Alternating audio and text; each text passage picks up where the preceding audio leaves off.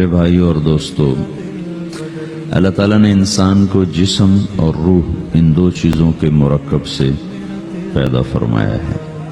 جسم کے بننے کا نظام اور ہے اور روح کے بننے کا نظام اور ہے۔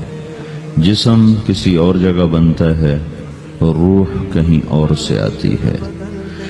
جسم زمین اور زمین کی غذاؤں کے مختلف مراحل پیش در پیش سے وقد خلقکم اطوارا، وہ مختلف شکلیں بدلتا بدلتا بدلتا ایک روپ میں ڈھلتا ہے، اور روح ایک لطیف اللہ کا امر ہے جس کا علم انسان کو نہیں دیا گیا۔ یسألونک عن الروح قل الروح من امر ربی وما اوتیتم من العلم الا قلیلا، کہ روح ایک اللہ کا امر ہے جس کے بارے میں تمہارے پاس کوئی علم نہیں ہے، لہذا اس کی تفصیل تم سمجھ نہیں سکتے ہو۔ روح آسمان سے آتی ہے، جسم زمین میں بنتا ہے، پھر 4 مہینے بعد اللہ اس کو آپس میں جوڑ دیتا ہے، زندگی متحرک ہو جاتی ہے۔ روح ہی کے ساتھ زندگی کی بقا رہتی ہے۔ جب اللہ اس سے واپس نکال لیتا ہے تو سارے ٹائٹل ہٹ کر صرف ایک نام سب کو مل جاتا ہے، اور وہ میت کا ہوتا ہے۔ وہ حضرت مولانا ہو، وہ کوئی ڈاکٹر ہو، بادشاہ ہو، صدر وزیر ہو، سارے اعزاز ٹائٹل ہٹا کر اس پر میت کا لفظ مہر لگ جاتی ہے۔ اس میں سے کیا نکلا ہے؟ ہر چیز تو موجود ہے، اب یہ بولتا کیوں نہیں، اٹھتا کیوں نہیں، چلتا کیوں نہیں؟ اس میں سے روح نکل گئی ہے۔ روح ہمارے جسم کی اصل ہے، اسے نکال دو تو جانوروں کو بھی پتا ہے کہ اب یہ بے جان چیز ہے، چیونٹیاں کیڑے مکوڑے بھی اس کو کھانے لگ جائیں گے، جانور بھی کھانے لگ جائیں گے، زمین بھی اس کو گلانے لگ جائے گی، ہوائیں اس کو متغیر کرنے لگیں گی۔ روح انسان کے اندر ایک چلتا ہوا زندگی کا کارواں ہے۔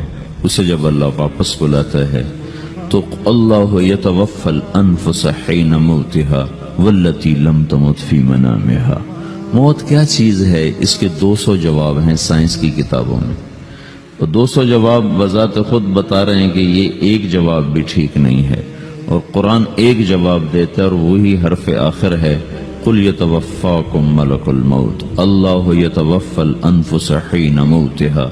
اللہ ہے جو تمہاری روحوں کو موت کے وقت کھینچ لیتا ہے، تمہارے جسم سے نکال لیتا ہے۔ تو میرے بھائیوں، موت کے وقت انسان 2 کیفیت میں ہوتا ہے۔ کچھ لوگوں کی روح ایسے نکل رہی ہوتی ہے کہ ان کے رگ رگ میں وہ پھنس رہی ہوتی ہے۔ وَلَوْ تَرَى اِذْ يَتَوَفَّى الَّذِينَ كَفَرُوا الْمَلَائِكَةُ يَضْرِبُونَ وُجُوهَهُمْ وَأَدْبَارَهُمْ۔ کاش تم دیکھ سکتے وہ منظر جب اللہ کے فرشتے نافرمانوں کی روح کو نکال رہے ہوتے ہیں تو ان کے منہ پہ بھی مارتے ہیں، ان کی کمر پر بھی مارتے ہیں۔ اور اخرجوا انفسکم اليوم، نکالو آج اپنی روحوں اور جانوں، اب تم بچ نہیں سکتے ہو۔ وہ پیچھے ہٹنا چاہتے ہیں، رب ارجعون، مجھے واپس کر دے تھوڑی دیر کے لیے، لعلی اعمل صالحا، اب میں پورا ٹھیک مسلمان بن کے چلوں گا۔ تو اس کے جواب میں ہوتا ہے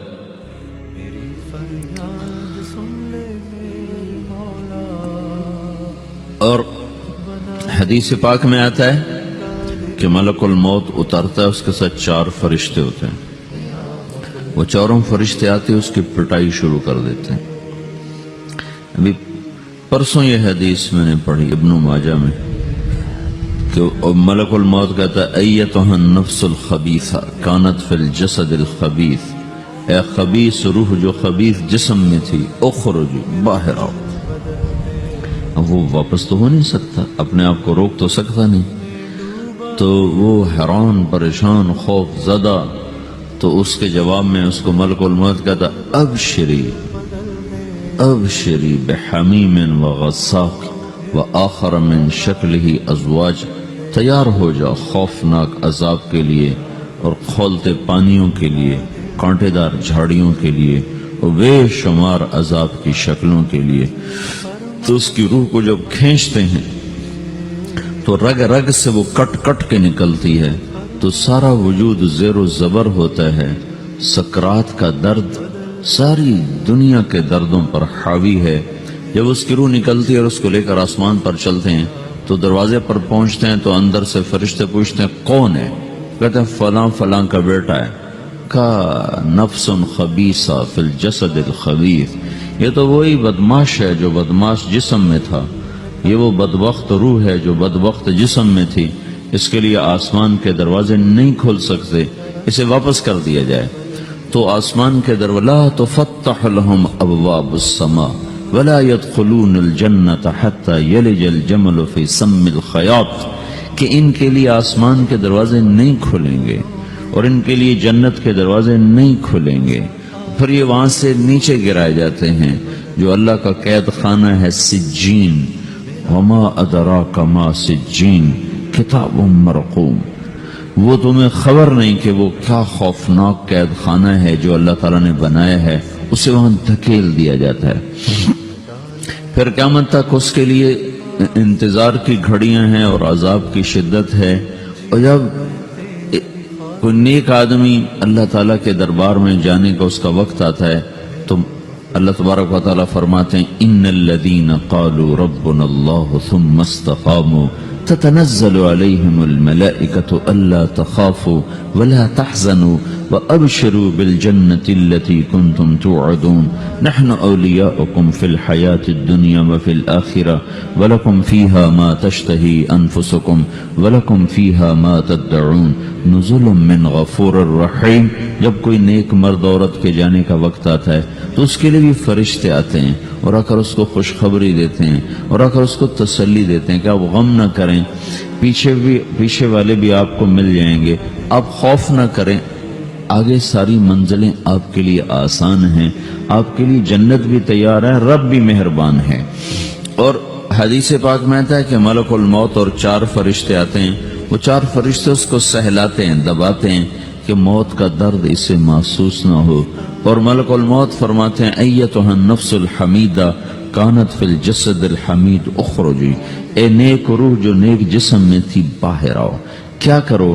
وَأَبْشِرِي بِرَوْحٍ وَرَيْحَانٍ وَرَبٍّ رَاضٍ عَنْكِ غَيْرِ غَضْبَانٍ، آپ کو بشارت ہو آپ کے لیے جنت تیار ہو چکی ہے اور وہاں کی ساری نعمتیں آپ کے لیے میسر ہو چکی ہیں اور اللہ آپ پہ راضی ہو چکا ہے اور اللہ آپ پہ خوش ہو چکا ہے۔ اس پر اس کی روح کو نکالا جاتا ہے، پھر سارے فرشتے اس کو استقبال کے ساتھ جب آسمان پر لے جاتے ہیں تو اندر سے پوچھتے ہیں کون ہے؟ کہ فلاں فلاں کا بیٹا، فلاں فلاں کی بیٹی۔ کہتے ہیں نفس حمیدہ فی جسد حمید، یہ تو نیک روح تھی جو نیک جسم میں تھی، مرحبا بہ، اس کو ہم سب استقبال کس کا کرتے ہیں اور ایک دم آسمان کے دروازے کھلتے ہیں، پھر وہ پہلا دوسرا تیسرا چوتھا سارے آسمان پار کرتا ہوا اللہ پاک کے عرش کے نیچے کے جا کر، مرد ہے یا عورت، وہاں جا کر سجدے میں سر رکھتا ہے اور اللہ تعالیٰ فرماتے ہیں ہاں اس نے ہمیں خوش کیا، ہم اسے خوش کریں گے اور اس کو عافیت کے ساتھ وہاں آسمان میں، پہلے آسمان سے لے کر اللہ کے عرش تک یہ سب ویٹنگ روم بنے ہوئے جہاں اللہ اپنے اپنے درجات کے مطابق جنت والوں کو ٹھہراتا ہے اور وہ انتظار گاہ ہے اور وقت ختم ہو جاتا ہے، لہذا انتظار کی جو تکلیف ہے وہ بھی ختم ہو جاتی ہے۔ وقت ختم تو انتظار کا احساس ختم اور ٹائم کے گزرنے کا احساس ختم۔ تو جیسے اصحاب کہف کو اللہ نے غار میں داخل کر کے تو غار کے اندر سے وقت کو نکال کے باہر پھینک دیا، باہر 300 سال گزرے، اندر آدھا ہی دن گزرا تھا۔ وہ جب اٹھے ہیں تو وہ 25 برس کا نوجوان 325 سال کا ہو کے نہیں اٹھا، وہ 25 سال کی عمر میں اٹھا ہے، نہ ناخن بڑا ہے، نہ مونچھیں بڑی ہیں، نہ ان کی داڑیاں لمبی ہوئی ہیں، کیونکہ تو زندہ تھے، مر نہیں گئے تھے، تو زندہ کے تو بال بھی بڑھتے ہیں، ناخن بھی بڑھتے ہیں، لیکن وہ اس طرح اٹھے کہ 300 برس گزر گئے اور 25 برس کا نوجوان 25 سال کی عمر میں اٹھا ہے، 20 برس کا 20 برس کی عمر میں اٹھا ہے، اور وہ کہنے لگے کم لبثنا، بھائی کتنا ٹھہرے ہیں؟ کہ یومن او بعد یومن، لگتا ہے کوئی دن آدھا دن ٹھہرے ہیں۔ وہ صحیح کہہ رہے تھے، باہر اللہ تعالیٰ نے وقت کی گھڑی کو چلائے رکھا اور اندر غار میں اس کو سوئچ آف کر دیا، نکال دیا، یہاں وقت کو داخل نہیں ہونے دیا، تو وقت کے گزرنے سے جو بھی اثرات مرتب ہوتے ہیں وہ ان پر مرتب نہیں ہوئے، تو وہ آدھے ہی دن کے بعد اٹھے ہیں، باہر 300 سال، اندر آدھا دن. یہی کچھ اللہ تبارک و تعالی برزخ میں کر دیتا ہے، وقت کو ختم کر دیتا ہے، گزرنے کا احساس نہیں ہوتا ہے. تو اس طرح میرے عزیزو، یہ دو موتیں ہر انسان دیکھتا ہے. جب وہ جنت کے فرشتوں کا استقبال دیکھتا ہے یا جہنم کے فرشتوں کی مار اور پٹائی کو سہتا ہے. رابعہ بصری رحمت اللہ علیہ کا انتقال ہونے لگا تو انہوں نے رات کو فوت ہوئی، تو انہوں نے اپنی خادمہ کو بلا کے فرمایا کہ کسی کو بتانا نہیں، جب میں مر جاؤں تو پڑوس میں 2-4 کو بلا کر نا میرا جنازہ پڑھوا دینا، اور جس کرتے میں تہجد پڑھتی تھی وہی میرا کفن بنا دینا، اور صبح بے شک لوگوں کو بتا دینا میرے مرنے کے بعد میری میت کو رکھنا نہیں، فوراً دبا دینا. جب ان کا انتقال ہوا تو انہوں نے پڑوس کے 2-4-10-20 آدمی بلائے اور ان کو تدفین تجہیز سب کچھ ہو گئی. صبح شور مچا کہ وہ رابعہ بصری کا انتقال ہو گیا. تو اگلے دن وہ خواب میں اس خادمہ کو ملی اور کہا بیٹی تیری بڑی مہربانی، تو نے میری وصیت کے مطابق عمل کیا. اس نے دیکھا کہ انہوں نے ایک خوبصورت سبز لباس پہنا ہوا ہے. تو وہ فرمانے لگی، انہوں نے سوال کیا کہ آپ کے ساتھ قبر میں کیا ہوا؟ تو وہ کہنے لگی کہ میرے پاس منکر نکیر آئے تھے اور مجھ سے کہنے لگے من رب کی، تیرا رب کون ہے؟ تو میں نے کہا سبحان اللہ، 40 برس جس کو میں نہ بھولا سکی اس کو 4 ہاتھ زمین میں آ کے میں بھول جاؤں گی. ان کا 42 برس کی عمر میں انتقال ہوا تھا. تو وہ کہنے لگے سبحان اللہ، جس کو میں 40 برس نہ بھولا سکی میں اسے 4 ہاتھ زمین کے اندر آ کے بھول جاؤں گی. تو منکر نکیر کہنے لگے اس کا کیا حساب لینا؟ پھر انہوں نے پوچھا کہ وہ آپ کا وہ کرتا کہاں گیا تہجد والا جس میں آپ کو کفن دیا تھا؟ کہا وہ اللہ نے مجھ سے لے لیا ہے اور میرے اعمال کے خزانے میں رکھ دیا ہے. قیامت کے دن میرا وہ کرتا بھی میرے ترازو میں تولا جائے گا اور مجھے یہ لباس پہنایا ہے جو جنت کا لباس ہے. یہ بھی ایک موت ہے. اس طرح بھی لوگ مرتے ہیں. اور دوسری بھی ایک موت ہے. ہمارے علاقے کی بتا رہا ہوں، اپنے علاقے کی. ایک زمیندار مر گیا، اس کی قبر کھودی، ساری بچھوؤں سے بھری ہوئی، ایسے جیسے چیونٹیاں پھر رہی ہوتی. تو انہیں وہ بند کر کے دوسری کھودی، ساری بچھوؤں سے بھری ہوئی. پھر وہ بند کر کے تیسری کھودی، ساری بچھوؤں سے بھری ہوئی. قبرستان میں اتنے بچھو کہاں سے آ گئے؟ یہ زمین کے بچھو نہیں ہے، یہ آخرت کی بلائیں ہیں جس کے ساتھ اب اس سے قیامت تک رہنا ہے اور گزارا کرنا ہے. تو یہ 2 طرح کی موتیں روزانہ لوگ مرتے ہیں، روزانہ لوگ مرتے ہیں. جب نماز کا وقت ہوتا ہے ملک الموت ساری دنیا کا چکر لگاتا ہے اور دیکھتا ہے کون پڑھ رہا ہے کون نہیں پڑھ رہا، کون پڑھ رہا ہے کون نہیں پڑھ رہا. جو نماز کی پابندی کرتا ہے اس کی موت آسانی سے ہوتی، جو نماز میں غفلت کرتا ہے اس کے ساتھ موت کے وقت شدت اور سختی اختیار کی جاتی. تو بھائیو، یہ ایک جسم ہے، ایک روح ہے. روح باقی رہنے والی چیز ہے، جسم مٹ جاتا ہے، پھر اللہ سے قیامت کے دن نیا جسم عطا فرمائے گا، ایک نیا جسم دیا جائے گا. روح وہی ہے جو اللہ کے خزانوں میں جمع ہو جاتی ہے. نافرمان کی سیاہ کالی روح ہوتی ہے، فرما بردار کی روشن چمکدار روح ہوتی ہے. تو اللہ نے کچھ تقاضے جسم کے رکھے ہیں اور کچھ روح کے رکھے ہیں. جسم کے تقاضے پورے نہ کرو تو یہ پریشان ہو جاتا ہے، روح کے تقاضے پورے نہ کرو تو یہ پریشان ہو جاتی ہے. روح کی پریشانی جسم سے زیادہ ہے، چونکہ روح کی طاقت جسم سے زیادہ ہے. جسم مٹی سے بنا ہے، اس کی غذا بھی مٹی سے نکلتی ہے. روح آسمان سے ہے، اس کی غذا بھی آسمان سے ہے. روح کا تعلق جب تک اللہ سے نہیں جڑتا اس سے بھوک اور پیاس لگتی رہتی ہے.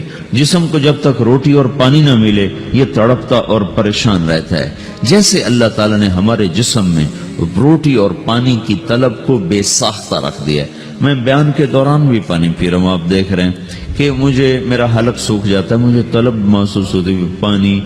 حلق سوکھتا ہے پانی کی طرف بھاگتے ہیں، بھوک لگتی ہم روٹی کی طرف بھاگتے ہیں. یہ ایک ایسا اندر میں آٹومیٹک سسٹم ہے کہ ہم اس کو آف نہیں کر سکتے. یہ سوتے سوتے بھی بھوک کی وجہ سے آنکھ کھل جاتی، سوتے سوتے پیاس کی وجہ سے آنکھ کھل جاتی ہے. یہ ایسا خود اللہ تعالیٰ نے ساختہ نظام بنایا ہے کہ آپ اپنے جسم میں روٹی اور پانی کی طلب کو نہیں نکال سکتے. میرے عزیزو، ٹھیک اسی طرح اللہ نے انسانی روح میں اپنی طلب رکھ دی ہے. اور اپنے رسول کی طلب رکھ دی ہے۔ یہ دو طلب ایسی ہیں کہ یہ آپ کے جسم روح سے نکل نہیں سکتی۔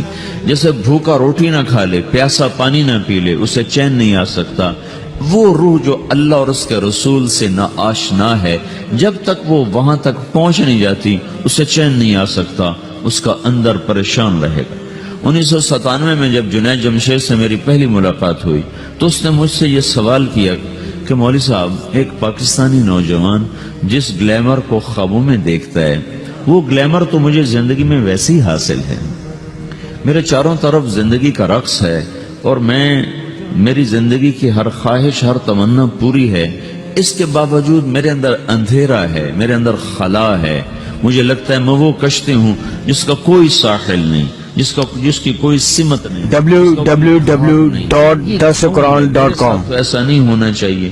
ایک عام لڑکا تو کہتا ہے ہائے کاش یہ ہوتا، اس کو وہ نہیں ہو رہا تو پھر وہ پریشان ہے، ہائے یہ ہوتا، ہائے وہ ہوتا۔ تو میں تو ہائے نہیں کرتا ہوں، میری تو ہر لذت اور خواہش میرے سامنے تشتری میں سجا کے پیش کی جا رہی، میں کیوں ایسا کر رہا ہوں، میں ہائے ہائے کیوں کر رہا ہوں، میرا اندر ویران کیوں ہے، میرے اندر میں خلا کیوں ہے؟ یہ وہی خلا ہے کہ وہ روح کی پیاس کو شراب میں بجھانا چاہتا ہے، وہ روح کی پیاس کو لڑکی میں بجھانا چاہتا ہے، وہ روح کی پیاس کو موسیقی سے بجھانا چاہتا ہے، وہ روح کی پیاس کو دنیا کی رعنائیوں میں 5 سٹار ہوٹلوں سے بجھانا چاہتا ہے۔ روح کیا جانے روٹی کیا ہے، شراب کیا ہے، پانی کیا ہے، عورت کیا ہے، موسیقی کیا ہے، گھنگرو کیا ہے، پائل کیا ہے، چھنکار کیا ہے، روح کو ان چیزوں کی کیا خبر؟ امریکہ میں ہماری ایک جماعت تھی تو 4 لڑکے 2 لڑکیاں، 4 لڑکیاں 2 لڑکے مسلمان ہیں۔ تو ایک لڑکے کا نام رکھا تھا ابراہیم، اور اس کو جب پڑھایا نا کلمہ، انہوں نے کہا ہائے، انہوں نے کہا ہائے، وہ دونوں ہاتھ یہاں رکھے سینے پر، دل پر، کہا ہائے۔ تو ہمارے ساتھی ہیں ڈاکٹر اختر، وہ کہنے لگے کیا ہوا کیا ہوا؟ کہنے لگا جب سے ہوش سنبھالا یہ جگہ خالی تھی، یہ تیرے کلمہ پڑھانے پر بھر گئی ہے کہ میری خوشی سے ہائے نکل گئی۔ یہ جگہ خالی رہے گی، یہاں شراب نہیں پہنچ سکتی، یہاں نغمہ اور موسیقی نہیں پہنچ سکتی، یہاں تالے لگے ہوئے ہیں، یہاں تک کوئی آواز نہیں جا سکتی۔ دل کے تاروں پر ایک ہی نغمہ چڑھ سکتا ہے، اور وہ اللہ کی یاد کا ہے، اور اللہ کی محبت کا ہے، اور اللہ کے رسول کی محبت کا ہے۔ باقی کوئی مضراب ایسا نہیں جو ان تاروں کو چھیڑ سکے، باقی کوئی چیز، آواز ایسی نہیں جو دل کی دنیا پر جا کر دستک دے سکے۔ یہاں بند دروازے ہیں، یہاں صرف اللہ پہنچے گا، اللہ کے رسول کا تعلق پہنچے گا، باقی کوئی چیز یہاں نہیں جا سکتی۔